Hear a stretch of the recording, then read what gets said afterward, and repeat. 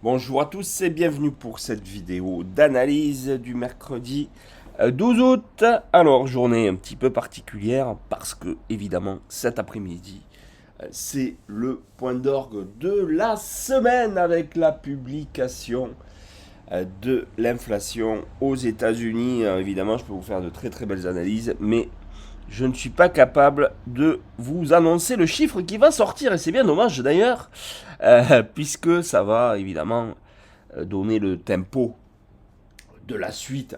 Après, ça ne changera fondamentalement pas grand-chose. Mais en tout cas, pour les heures qui suivent, ça va évidemment bousculer les marchés financiers. Alors, je vous rappelle, une inflation au-dessus des attentes serait évidemment un signal très négatif, puisque ça voudrait dire que Kevin Walsh va devoir relever les taux à la rentrée, donc ça va augmenter les pourcentages de probabilité de hausse de taux d'ici la fin de l'année. Puis à contrario, si encore on a une belle surprise du côté de l'inflation, une inflation inférieure aux attentes, eh bien ce serait une très très bonne nouvelle qui continuerait à donner un peu de carburant au marché et qui en ont un petit peu besoin, puisque c'est vrai que là, là ça devient calme, plat, surtout du côté des indices. Mais vous savez que mon ou mes actifs de prédilection, de toute façon, ce ne sont pas les indices. En ce moment, je vous parle bien, bien sûr, je suis concentré sur le gold et le silver. Et ça suffit en ce moment, puisqu'il y a de l'action comme on n'en a pas eu depuis un moment. Alors, on démarre. Je vais vous dire ce que je vois déjà graphiquement. Voilà, je ne peux pas vous donner évidemment le résultat de la journée. Mais, vous voyez, quand je vois ça graphiquement, je vois qu'on est venu se poser sur la MM7 Daily, sur le S&P, et que là on est dessous, et que ça c'est... Voilà, cette configuration graphique, pour moi c'est la hausse. Voilà. Si je me tiens au graphe, c'est voilà, un retour à 7790 dans les prochaines heures. Prochains jours, prochaines heures. Voilà. En 4 heures. Bon, on voit qu'en 4 heures, hein, c'est plutôt cette zone qui résiste. Hein, c'est les 7765. On a du mal à dépasser cette zone. Pour le moment, c'est la zone de résistance majeure. Et à contrario, si je devais aller chercher une zone d'achat, maintenant je serais plus à l'aise finalement d'attendre la MM50 qu'elle arrive par ici sur S1 et ce serait pour moi un beau niveau de support. Voilà. Je vous dis très clairement, je trouve que le top, c'est plutôt ça. Voilà. Attendre S1 plus ce niveau de support plus la MM50 qui va arriver là. Voilà. Bon, avant, voilà. Le Naz, d'un point de vue daily, ah, je vois la méga hausse. Voilà. Vraiment. La configuration telle qu'elle est, c'est-à-dire conso, on attend la MM7, hier on se pose sur la MM7 daily. Elle est là en propulseur pour aujourd'hui. J'ai une Bollinger qui s'ouvre un peu. Allez, ça aussi, la Tenkan qui part fort vers le haut. Voilà. C'est encore une fois, comme le S&P, ça me donne la hausse. Et voilà, je me l'étais mis hier, vous voyez, comme repère. J'attendais les 29 300 pour payer le NAS. Mais on n'y a pas été. Voilà, donc là je pense que c'est effectivement cette zone vers les 29 300 qui est pas mal pour payer. Avec la MM50. C'est comme le S&P 500 en fait. Le Dow. Dow. Bon, lui il a cassé. Alors, On a bien eu hier l'effet du propulseur de la MM7 Daily. En intraday, on a eu une très très très belle hausse. Mais après, derrière, hein, avec la correction des indices, on a évidemment reflué. Et puis voilà, cette configuration, elle est même pas négative pour moi. C'est pas parce qu'on a cassé la MM7. Et d'ailleurs, je suis même en train de voir que... ouais, c'était exactement ce que j'étais en train de voir. Que potentiellement... Alors, regardez, il y a plusieurs niveaux. Hein. La belle zone d'achat, elle est là, évidemment. Mais bon, ça voudrait dire 500 points de baisse de plus. Vers les 53 300. Mais je crois qu'on est déjà sur une belle zone d'achat. Ouais. On est potentiellement sur une zone d'achat intermédiaire. Allez, support. MM50. 4 heures. On va se tracer, vous savez, quelque chose comme ça. Regardez. Ça, c'est important, hein, puisque il y a une conso qui s'est mise en place. Donc, voilà. Ça, c'est la consolidation. Et puis voilà. Puis si on casse ça, ce sera le signal, ce sera le top départ pour aller plus haut.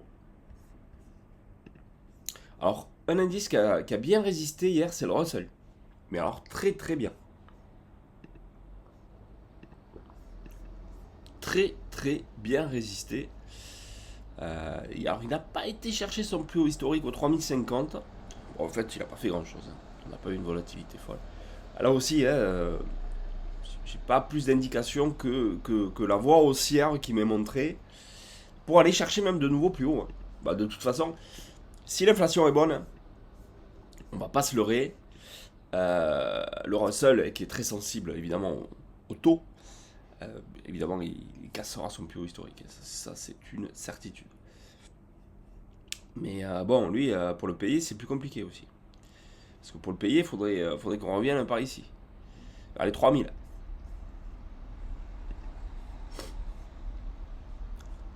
Allez, le dollar. Voilà, le dollar, j'avais pas de grande conviction hier, hein. Je vous disais qu'on était un peu au milieu du gué. C'est pas mieux aujourd'hui. Hein. Regardez. Il navigue entre ces deux zones, terrible. Il n'a même pas eu la force de remonter jusque-là. Bon. Ni la force, ni la faiblesse, je dirais, de descendre jusque-là. Voilà. Pour moi, c'est toujours, c'est toujours les ventes sous cette zone-là. Bon. Wait and see. Est-ce que l'euro-dollar me donne plus d'indications ?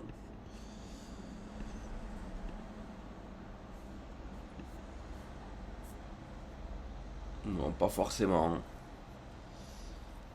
Pas forcément. Pour payer, il faudrait que ça reflue encore, vous voyez. Vers les 1,15 par ici. On va payer et aller chercher cette zone enfin, hein. C'est 1,16. Bon, on va aller directement où se passe l'action. Ah non, un petit détour vers le pétrole quand même. Parce qu'il va y aller, hein. Il va y aller, notre ami. Il va y aller. Allez, plus que quelques pas, mon ami pétrole, avant qu'on puisse te shorter gentiment. Allez, vous voyez, on approche du retour entre les 85 et les 88. Retour imminent, pourquoi pas dans la journée d'ailleurs. Voilà, dans cette zone qui pour moi, voilà, c'est une zone qu'il faudra être attentif et potentiellement prendre des positions short pour quelques temps et pour viser un retour donc du pétrole sur les 67 dans un premier temps. Voilà, un beau trade à faire, mais pour les patients, déjà faut attendre, hein, parce que pour moi on n'y est pas encore. Non, pour moi on n'y est pas encore. Donc il faut encore patienter. Ce sera peut-être pas pour aujourd'hui, peut-être pour demain aussi. À voir. Allez, on va, je crois, à ce qui nous intéresse le plus en ce moment. Je crois que vous êtes nombreux à vous intéresser au gold qui bataille avec sa MM50 et MM20 weekly. C'est pas rien non plus, hein. Comme résistance. Et là c'est très simple. Soit on a des chiffres de l'inflation qui sont négatifs pour les marchés, c'est-à-dire une inflation qui est au-delà des attentes. On va avoir un gros reflux du gold qui pourrait aller chercher au moins ça MM7 daily, voire faire un pullback jusqu'ici. Voilà, pourquoi pas. Puis à contrario, avec une inflation plutôt conforme aux attentes ou inférieure aux attentes, ben alors là, ça sera une nouvelle envolée lyrique du gold qui ira probablement chercher les 4005 déjà. Voilà, dans un premier temps. C'est pareil pour le silver, hein. C'est la même chose pour le silver. Voilà, il a pénétré dans cette zone quand il a cassé les 63. Vous le savez, hein. Soit effectivement les chiffres sont pas bons et on revient faire un pullback. Mais pour moi, ça ne changera pas, hein. On n'est pas en train de parler de retournement de tendance. Je vous parle simplement de correction en intraday ou peut-être plusieurs jours, mais ça ne change pas ce qu'on a réussi à faire sur les métaux. Voilà. Parce que là, je trouve que ce qu'on a réussi à faire graphiquement, vous voyez, sur le silver notamment, c'est positif. Donc, même si on revenait par ici, eh bien, ce serait pour moi l'opportunité pour payer et viser les 72 à nouveau. Voilà. Donc toujours cette target des 72 en ligne de mire. Petit suivi, ouais. Petit suivi de la UDNZD. Oh là. Ouais.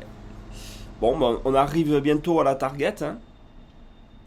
Pour celles et ceux qui l'avaient pris.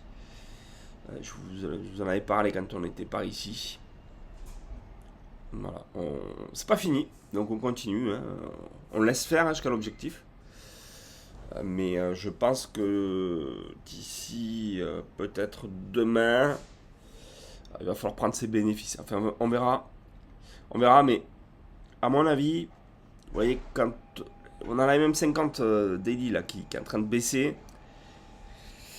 qui va rejoindre ce niveau de résistance précisément ici.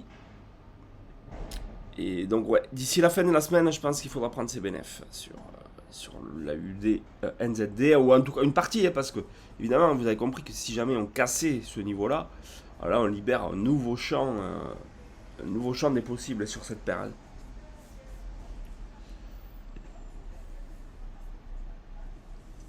Bon, on va parler DAX. Bon. Ah, il est plutôt sur un niveau de résistance, le DAX. Pas grand chose à faire là. De toute manière, ça va être pareil, hein.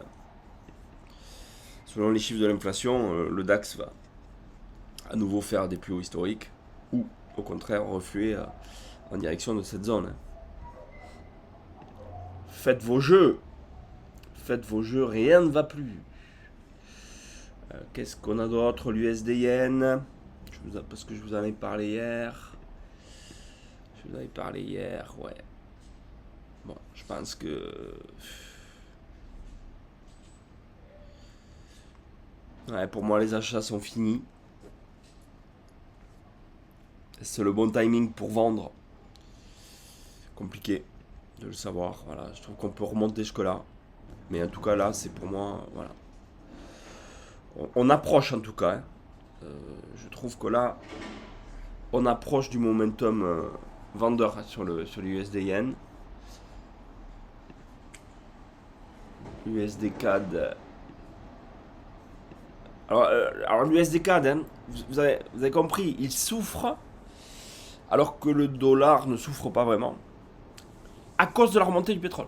Je vous en parle souvent, mais il y a un véritable lien de cause à effet entre les deux. C'est toujours la baisse, c'est pour moi. Sur l'USD CAD. Aucun signal de reprise. USD CHF qui doit arriver sur sa zone de vente aussi, voilà. Moi, c'est cette zone là qui pour moi est la zone de vente sur l'USD CHF pour aller chercher enfin les 0,8040 parce que ça fait un moment que je vous en parle et on n'y va pas. Mais en même temps, regardez, ça range beaucoup pour le moment sur l'USD CHF et l'inflation va nous donner de toute façon la sortie très très prochainement. Je vois que le Nikkei est en train de casser sa zone. Ah, non, c'est pas cassé. On peut pas. Il n'a pas encore cassé. Réellement, il faudrait s'affranchir de R1 là. Mais il est en train de sortir par le haut, le Nikkei. De cette zone. De cet objectif que je vous avais donné une fois qu'on avait cassé ce canal baissier. Je vous avais donné ce premier objectif. Et pour moi maintenant, il va partir en route vers les 69. Hein. Dans pas longtemps à mon avis. Le Nikkei. Voilà. Donc restez très prudents évidemment avec l'inflation. Et je vous souhaite à tous une agréable journée.